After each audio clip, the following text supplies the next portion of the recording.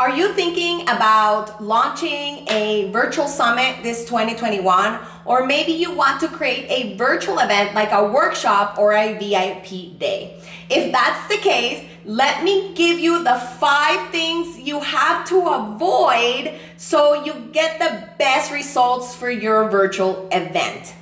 How do I know this? Well, I've been working with clients and on my own virtual summits and events since 2019. So I'm talking from experience. So if you want to create a better result and avoid the mistakes that I have done in the past and that my clients ran into in the past, because things cannot be perfect when we're creating virtual events, stay tuned. Hi, and welcome to the Irresistible Marketing Lab YouTube channel. My name is Andrea, and I will be your host. In this channel, you will learn how to create momentum in your business by designing virtual events with automated communication. You will also find tutorials on digital marketing strategies and my favorite tools so that you can make a bigger impact in this world. Let's get started. Okay, so I'm glad you're here. I'm going to give you the top 5 of the mistakes that you need to avoid so that your virtual summit or your virtual event can be the best since the beginning. Or maybe it's your next one and you want to make it better. Okay, the first thing is your title and the content of your event.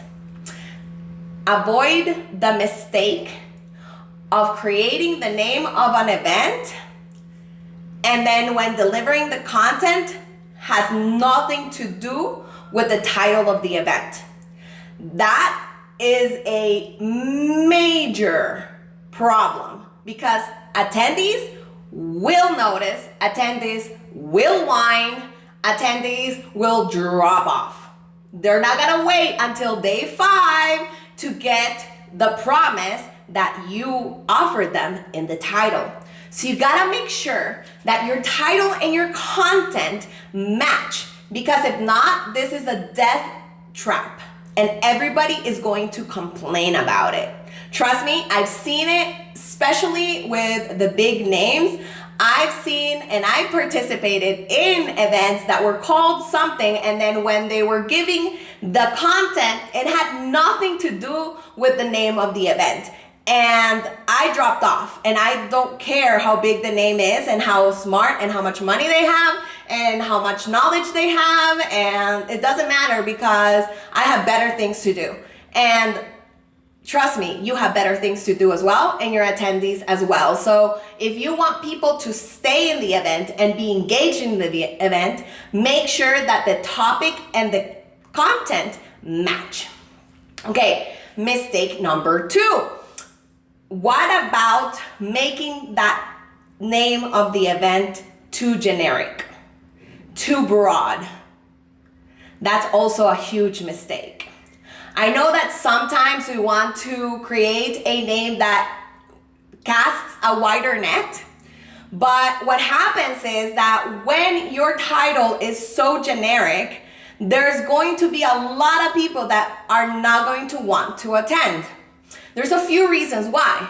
First of all, virtual events has been the go-to for pivoting in the pandemic, right? So a lot of things have changed, and there's a lot of virtual events popping out everywhere. So people are distracted. If you make the topic or the theme too generic, people are going to wonder, why would they want to join another entrepreneur summit, another email copy summit? No, another copywriting summit. Let's say, for example, you want to teach copywriting. You want to be an expert at copywriting in your industry. You're not going to do a generic topic like how to create the best copyright.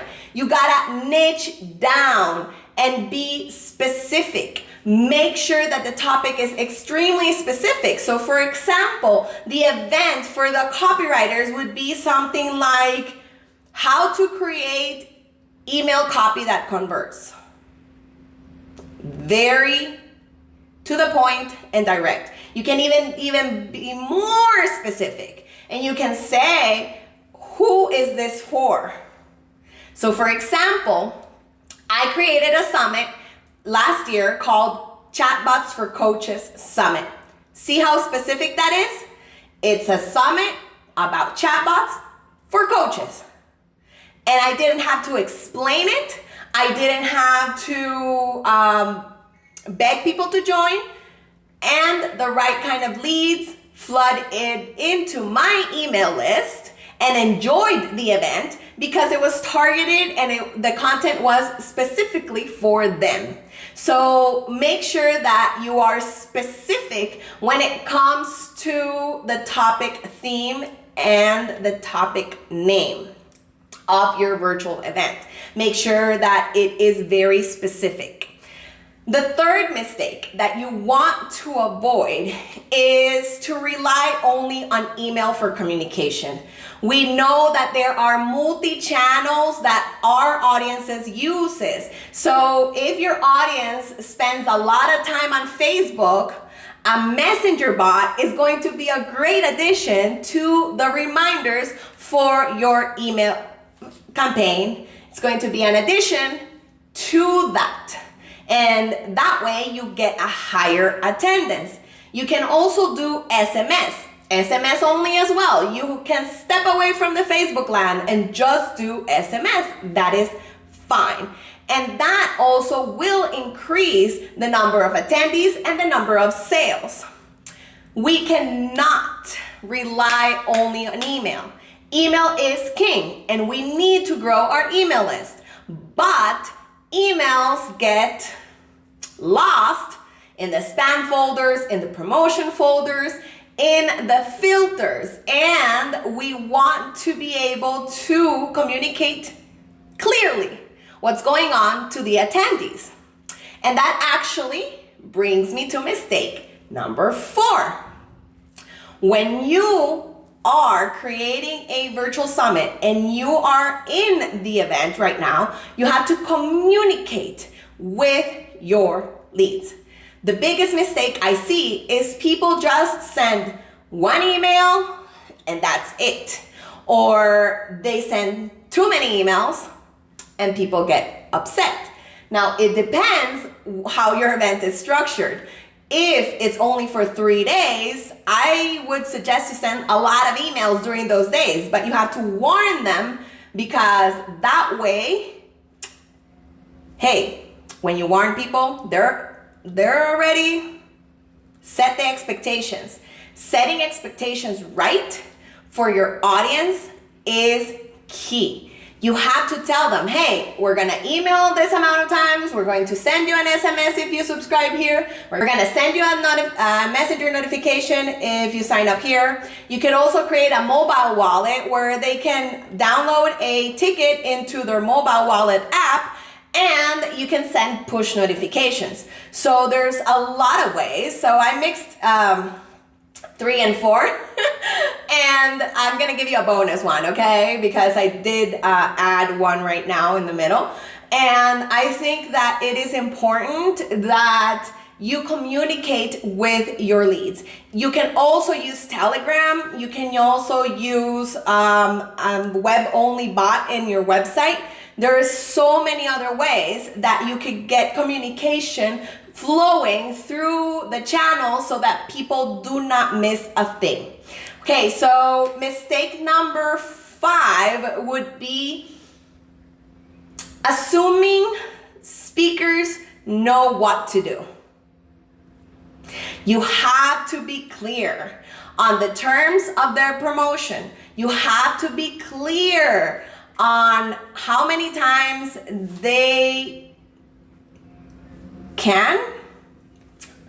should, on how many times they should share to their audiences. No, on how many times they have to share with their audiences, on what channels. You have to communicate with the speaker and get to an agreement. And if you have to do personal agreements between some speakers, do it, okay? Depends how much you want that speaker. is how flexible you're going to be. That's how you decide, do I really want this speaker? Can I be this flexible? You gotta ask yourself. Now, don't assume that speakers know when it's happening, what's happening. You gotta be communicating with them all the time. And you have to track them down and be polite about it and be diplomatic about it. But make sure that there is enough communication with the speakers because they have their things going on. So if you want them to promote, if you want them to be excited about your event, if you want them to participate, then you have to communicate with them. And communication needs to be clear as water. It can't be confusing. You cannot assume, you cannot get angry at them. They made time for you. So you cannot get angry if they're not promoting. You just have to ask them again. Hey, this is happening. Can you please share? I haven't seen you share. You can call them out. If they signed an agreement, which you need to sign agreements, that's a bonus tip.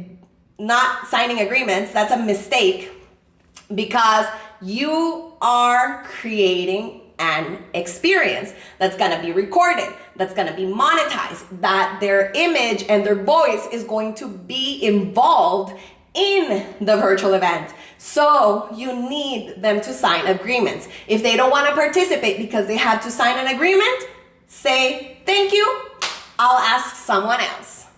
I'm serious about this. As an event producer and planner, a professional one of in-person events, I have dealt with hotels and they make you sign agreements. I have dealt with television and media and they make you sign releases. So you have to do the same. You have to have it clear on paper and signed. If you don't do this, you can later have repercussions legally, and you don't want that, right? So let me give you the bonus mistake. This is tied to the last mistake, which is the promotion part of the event. Don't rely, this is a huge mistake, relying on the speaker's promotion, relying on their audience, and not having a own audience. If you're just starting out, you're gonna say, but Anna, my following is small, I don't have a lot of followers, I don't have a lot of friends. Why should I be promoting it? Because those friends have other friends, and those other friends have other friends. Word of mouth marketing is the most powerful strategy to do and sell anything. This is why network marketing is so popular. Word of mouth is the best marketing strategy that you can use. So you have to create your own content to promote your event. You have to do your own social media plan and video marketing strategy and email marketing strategy to promote your event. And if you have a budget, run ads. And if you don't know how to run ads, I will drop below my coach's membership site that's only like $7, and she's like thebomb.com when it comes to running your own ads. So you don't have to spend thousands on a guru or on a marketing agency, so they run it for you. You can learn. And it's as cheap as $7. So I will drop it below. And if you want to learn more about how to create an irresistible virtual event for your brand and for the audience that is seeking you, make sure that you download my free guide in irresistibleformula.com. It's a guide, it's a checklist where I give you all the steps that you need so you can check, and get it done. Because I want you to succeed. I want you to go and impact your audience because your message needs to be shared. So I hope that you like this. Remember to like, subscribe, and comment. And if you're watching me on another platform that's not YouTube, make sure that you also follow me and comment, because sharing and commenting is caring. Thank you so much for being here, and remember that you have the power to go and create an impact in this world. I will see you in the next video. Bye bye.